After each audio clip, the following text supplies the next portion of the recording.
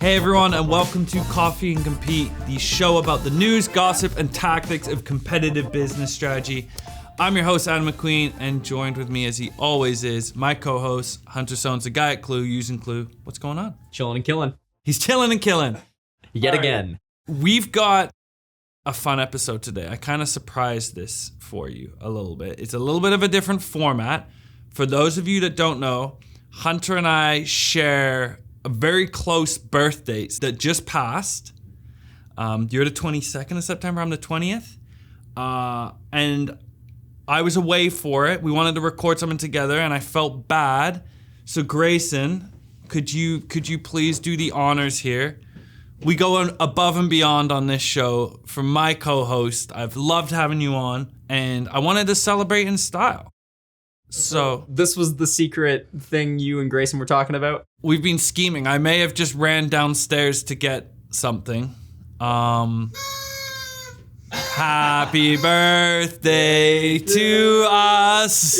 Happy birthday to us. Happy birthday to us. You guys. Happy birthday to us.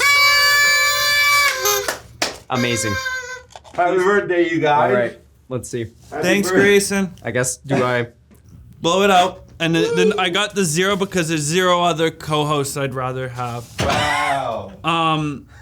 But yeah. This is incredible. Happy Okay. birthday to us. And I thought what we'd do for this episode is some belated birthday wishes. This is amazing. No, Grayson, you gotta put yours on too. Grayson, put yours on as well. You probably got everything you wished for and more for your birthday, as did I. But there's a couple other belated, compete-related wishes that I think both of us have. So I'm gonna kick it to you first. Hunter, what is your belated birthday wish? First of all, you look like a unicorn right now with that thing on, but even more rare. What is my birthday wish? Let me really think about this for a second. You know what, Adam? I wish that I could connect and learn from all of the product marketing and compete experts in the industry. I think that is my number one. You know what? I didn't think this through, is that if you say your birthday wish out loud, it doesn't come true. But for this one, it will come true because Compete Week 2024 is here, October 28th to the 30th. Our flagship event, I think our 4th edition of this. And the thing that I'm most stoked about for folks that are listening, haven't signed up yet, please do. We got an in-person component this year. Yeah. We got people coming to Vancouver to hang out with other customers, other folks in the space, lead sessions, learn from one another. We've got workshops. Man, I am so fired up. I almost want to do a bit of inside baseball for people to go behind the scenes. The marketing team right now, obviously a huge part of our work right now is building this thing and making sure that this is one of the best experiences, because this is our first time doing something in person, big. We want to do it right. And a lot of the ideas and stuff we're working on the Thursday call, I'm very excited for. I am so excited for this. So we've had customers come into the office in the past, and we do big things and we get to chat with them, and it's always so exciting. But now, I mean, imagine having tons of customers who are coming in, tons of compete experts who are coming in and chatting about, their experiences and best practices. This is going to be a compete overload. I'm so excited. An extravaganza. And I've had the fortune of going to quite a few events where we've shown up. Grayson's come with me. We've got to meet a ton of people in our space. And it's always been this level of connection that you just can't quite replicate when you get to have this group of people that you're in this same space with. And we've done some awesome content with them. We've had just great times, great socials, and all of that's going to be a part of the in-person experience at Compete Week. So yeah, if you haven't signed up yet, if you haven't booked your ticket yet, please do. It's an exclusive in-person event right now. We're going to cap it to a limited amount. So time's ticking. Please come see us. There's also a virtual component. Both this will be live streamed, the day 1. Day 2 is going to be purely virtual like we've done before. Ton of awesome content. Let me tell you what I'm most excited for, actually. especially when it comes to the content, because that's my world, is we just secured our 2 keynotes for day 1 and day 2. Day 1, we have Emma Stratton, who just released her book on punchy messaging. She's the best at providing tactical frameworks to give real life application of your messaging that actually resonates for your buyer. So we've got her talking about how to actually build differentiated messaging with a buyer-centric focus, which is going to be freaking awesome. I can't wait to see her. And we also have none other than Anthony Pieri from Fletch PMM, one of the best voices out there on product marketing, sharing how to differentiate in crowded markets too. So we've got these 2 awesome keynotes just locked in on positioning, messaging, how to stand out in crowded markets. That's what I'm really excited for. What about on the content front with you? Well, I am pumped. I mean, I get to be making a win-loss presentation, which I'm fired up about. But we're gonna have tons of like amazing presentations, tons of workshops there. Honestly, the thing that I'm most excited about is just being able to see people in person. Like that's the number one thing, just being able to connect with people, learn, chat. There's nothing quite like seeing people in 3D. You can't replicate it on Zoom. That's the reality. You're in 4D here. Also, if you just saw what we did in person here, look at like how above and beyond we've gone for one another here. We've got birthday cakes, candles, hats, poppers. Imagine that at least 2 times bigger. It's gonna be we're gonna have twice as many cool gadgets, gimmicks, and things for all of the attendees. So Compete Week coming up 28th to the 30th.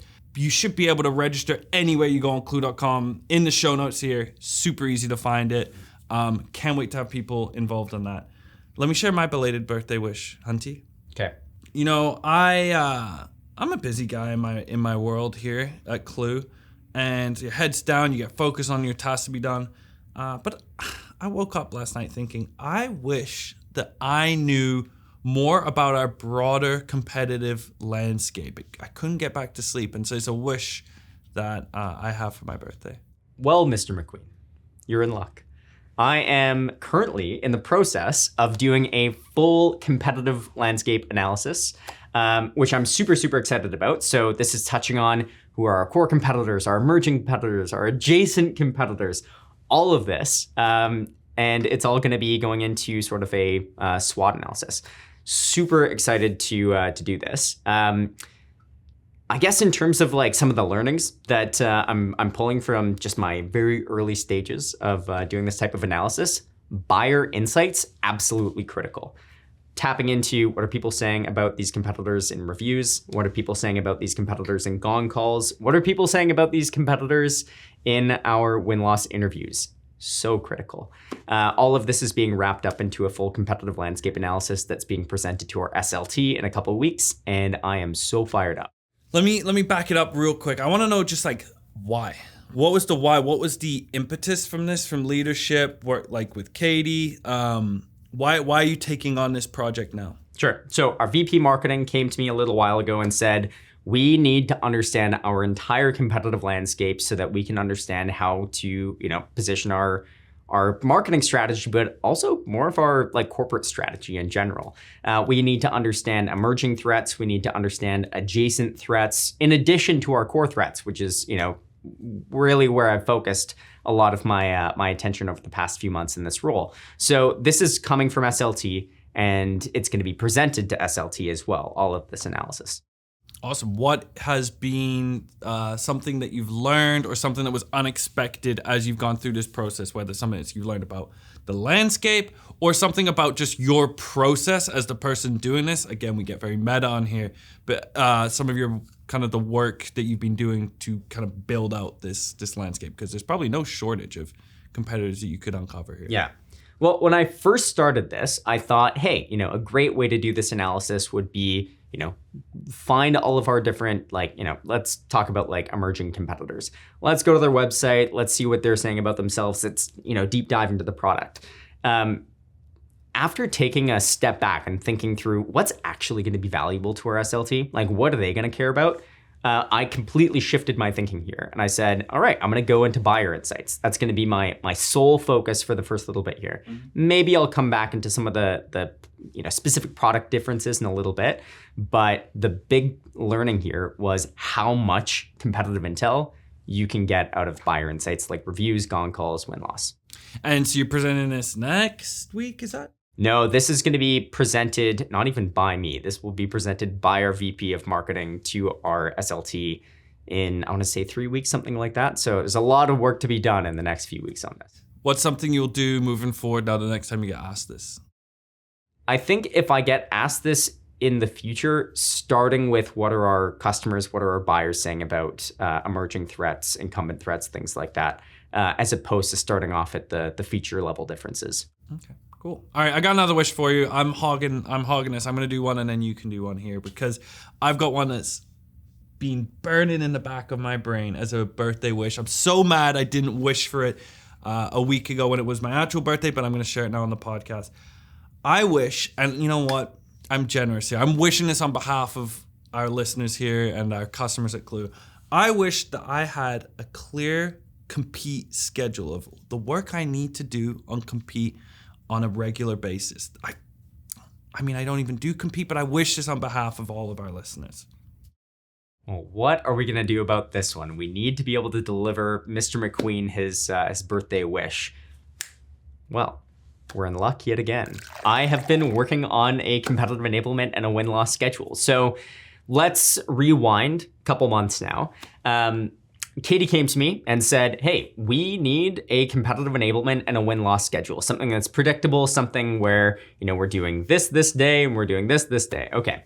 So what I put together for her was basically a rundown of all the different competitive enablement and win-loss activities that we need to be doing on sort of an ad hoc or like as needed basis, a weekly basis, a bi-weekly basis, a monthly, and a quarterly basis. So I guess what I can do is I'll just take you through step by step, like what goes into all those different categories. So on an ad hoc or like an as needed basis, this is basically where I'm doing things like battle card updates or direct deal support, competitive enablement sessions, or competitive landscape analyses. These like one-off projects basically. So, for example, with a battle card update, I'll update our battle card whenever we have a product launch that maybe changes a why we win or the way that we handle an objection. Or maybe it's something where a competitor releases something and that again changes a why we win or a competitive objection. Or maybe we have a win-loss interview that gets conducted and that, we want to add a clip or something like that into the battle card. So those are just some examples of what might go into that. On a weekly basis, I am doing things like our competitive intel newsletter. So keeping the entire organization informed with what's happening in our competitive landscape. What are our competitors doing? Maybe even adjacent competitors, who's emerging. These are really interesting things to include in our weekly intel digest. On top of things like when we get new win stories or loss stories from our win-loss interviews. Sharing those in our competitive intel newsletter has also had a really, really strong reception. On a bi-weekly basis, this is a really interesting one. This is something that's a little bit newer as a motion, but what I'll do is every 2 weeks, I'll meet with the sales team. And on an alternating basis, I'll either bring gong call snippets where our buyers are talking about competitors or maybe where our sellers have delivered an incredible pitch. And then on the other, every 2 weeks it's that. And then on the alternating 2 weeks, it's sharing win-loss findings with our sellers. So that can include things like, these are things that we're learning from our sellers, from our buyers that are working, really well from a product perspective or from a sales process perspective. So sometimes our sellers will, they just want to know what our buyers are saying. And so being able to bring some recommendations to them can be a really powerful tool from our win-loss program. In a lot of other cases too, when I'm presenting those win-loss findings, part of it is I want to be able to show up with some recommendations around how we can improve our sales process and how we can maybe, tweak our positioning or messaging or something like that. But oftentimes too, I'll kind of like crowdsource some ideas. So I'll say, hey, here's a recommendation, but what does the group think? And then being able to incorporate some of those findings into our battle cards as well, really, really powerful tool. So that's as needed, weekly, bi-weekly. Monthly basis, this is where we're essentially doing two different things, and they have to do with win-loss in particular. The first is functional buyer insights readouts. So going to our product team, going to our sales team, going to our enablement team, going to our product marketing team, going to SLT, bringing some insights from our win-loss program to essentially say, this is what we're learning from our buyers from our most recent batch of interviews. And this can include win-loss interviews, can also include churn or renewal interviews. The whole idea here is I want to make sure that the entire organization has a really strong sense of what our buyers want, what our customers care about, so that that can be incorporated into our product, into our sales process, into anything. The other aspect of this is not just the functional readouts, but it's getting our win-loss committee together. So we recently put together a win-loss committee that includes a variety of different functional leaders where we can talk about our most recent win-loss findings. Now, that's at a monthly basis. Getting into the quarterly basis, now we'll do two things here. The first is an all-in-one presentation. So we basically pull together things like what are our most recent win rates, any competitive updates, win-loss findings, and I'll present this to the entire organization. It's usually like a 15 to 30-minute presentation, but it's just to make sure that the entire org is aware of our competitive landscape, how things are shifting. The other component is our executive summary readout. And this is kind of the big roll-up from our win-loss program over the past 3 months. So at this point, we'll have run, maybe 24 interviews, and that's just for win-loss. Now we'll have also done a lot of renewal interviews at that point as well. And we can bring all of these insights to our SLT and to the win-loss committee. So the win-loss committee and the SLT, we digest these insights, we talk about them, we talk about trends, themes that are emerging, trends. And then after this, so we do our executive summary presentation, and then the day after, the win-loss committee meets, all of our functional leaders, we get together and we figure out, not saying I'm a functional leader, but we all get together and talk about what are the action items from these insights. What can we take from the executive summary and convert into actions that we can take as a business to, implement some changes that are actually going to have a tangible impact on the way that we do business at Klue. So this is the full cycle of what do we do on an ad hoc basis, weekly, bi-weekly, monthly, and quarterly basis. I think that this is sort of a good general framework for what other companies can do with their compete and their win-loss programs to make sure that their entire business is informed with different buyer insights, competitive insights, and that you can actually take these and put them into action as an organization. I love that. It helps them prioritize. I think that's a big part, any role. What matters most? How do we actually then get that work done? I've heard this from our community, our audience a ton. You have a really nice, tight visual of this. We'll put it up on the episode if you're watching it. I'm sure it'll be on social too. I really want to make an asset or resource out of this too for folks that can be like, okay, where do I start and what should I be accountable to? I love that. And also you did 2 plugs for Compete Week because Clara, who is competitive consulting here at Klue, been doing it for a decade plus, actually helps our customers do all-in-one reporting to leadership. And she's going to be doing a session out with a customer actually who they've been doing an incredible job of informing leadership on buyer market and competitive updates, which is killer. And then also the win-loss committee that you've teased a bit in the podcast a bit here. You're going to be sharing, because it'll be in about a month's time now, sharing what you've learned, how to actually drive action from win-loss with the win-loss committee. So you did 2 plugs for Compete Week as well for folks. Again, sign up. You got any more wishes for me? I wish I knew a little bit more about the sports media competitive landscape. I think that's top one for me too. It's like we're kindred spirits because I want to talk a little bit about ESPN, the self-proclaimed worldwide leader in sports. I think that they're fumbling the ball right now, and I want to break down why.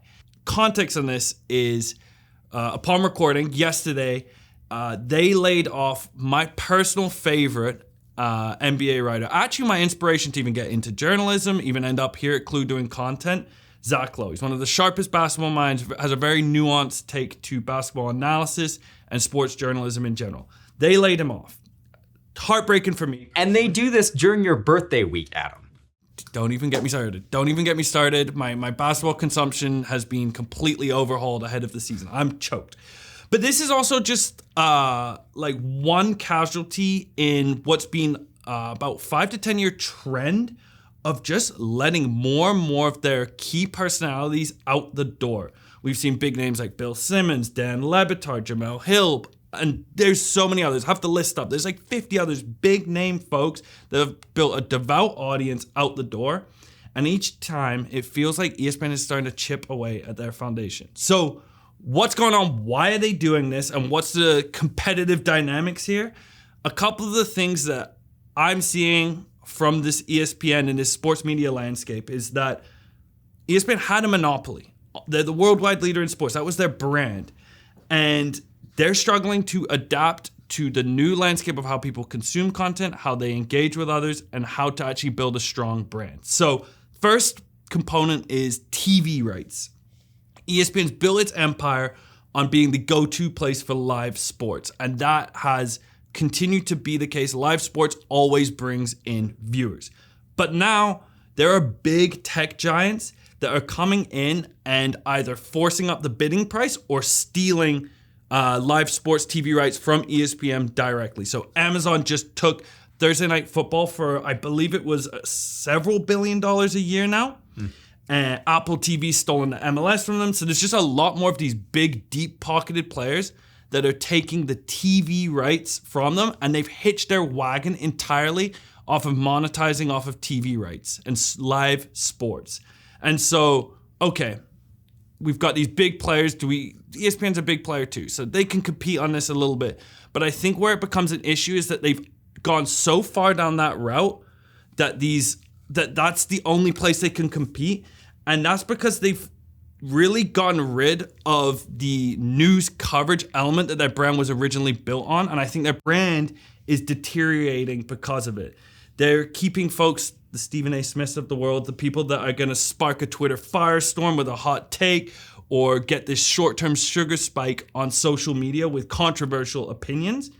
But the folks that have left that we mentioned earlier, these people that are leaving maybe they didn't have the viral Twitter moments, but they had devout followings and a devout audience. All of these people, Bill Simmons left to do The Ringer. Dan Le Batard left to do Meadowlark Media. Ariel Helwani left to build his own UFC media conglomerate as well. All of these individual personalities are building a big audience off of ESPN's back, then going solo and becoming almost this fractured landscape of niche competitors in their specific domain. And as ESPN cares less and less about in-depth coverage, analysis of this sport, and more just broadcasting live TV, live sports, and having commercials off of it, these individuals are starting to chip away at their market on the other ground. So now ESPN are battling two fights. Big dogs up top, your Amazons, your Apple Plus, about how do we keep these live TV rights.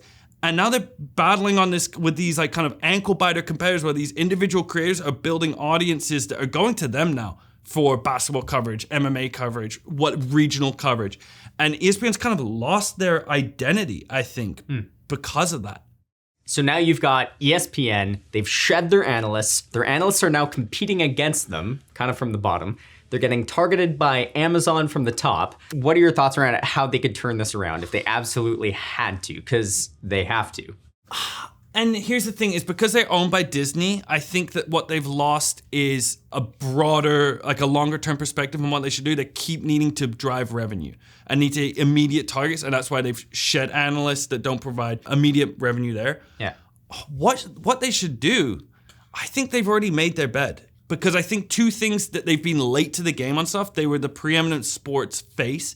But what they screwed up is there's two really key components of how media consumption has changed and how this landscape has changed, and they've been laggards to it. One, streaming. They made a lot of their money off of cable subscriptions. People are cutting the cord.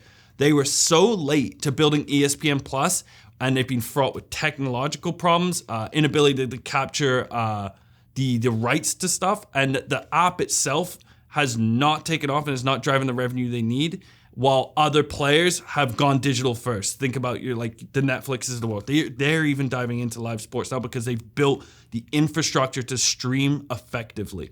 That's been a big one. Another one is that, unfortunately, I hate it, but sports betting has injected a whole bunch of new cash into the sports media landscape. It's part of all content coverage, media coverage now. And ESPN was late to the game on it. They didn't see it coming now that it's become legalized, and they've now belatedly tried to build their own ESPN Bet app that no one uses. It's not profitable. And they're just doing catch up from a tech side now too. So I don't know if there's a solution out of this. Look, they're not going to die overnight, but they've lost their brand equity because they keep losing the creators and faces that people really truly resonate with. And at the end of the day, their prices are going to have to go up on playing live sports because Amazon has deep pockets, much deeper pockets than what ESPN has, and they're growing at an exponential rate. So I think the writing's on the wall for them. Okay, well, I know nothing about sports media. I'm completely new to this space, but Adam, what do you think companies can learn from this type of situation so that they can avoid the type of fate that ESPN seems destined to? That's a great question. I think one, recognize threats. Recognize threats and recognize what value you bring to your audience. I think that by going all in on live sports, they kind of discredited the fact that a lot of what people loved about ESPN was some of the coverage, the analysis, and the people that were faces of the company. And they didn't think about that till it was too late. So I think it's like they put all their chips into one thing rather than understand, like, what do people love us for? What are people coming to us for? And I think the companies need to have foresight of how not only the landscape is changing, but also how your consumer, your buyer's needs are changing. So that's from the tech side of being late to streaming, being late to app development around sports betting, maybe shifting coverage away from what people really want. I think those are the big things, is understanding what your buyer wants now, but also what they're going to want in the future. And I think they failed to do that. So listen to your buyers and do a competitive landscape analysis. How fitting for this episode. Look at that. It's like we planned this all out. I realized we've had these hats on this whole time. Also, I realized that these are I don't even know if they're truly birthday hats, but they say princess on it. I might just keep it on all day, actually. It's yeah, nice. I think we should. I think we should do this moving forward. Hunty, thanks for joining me on another episode. This was a fun one. And we'll catch everyone in 2 weeks' time.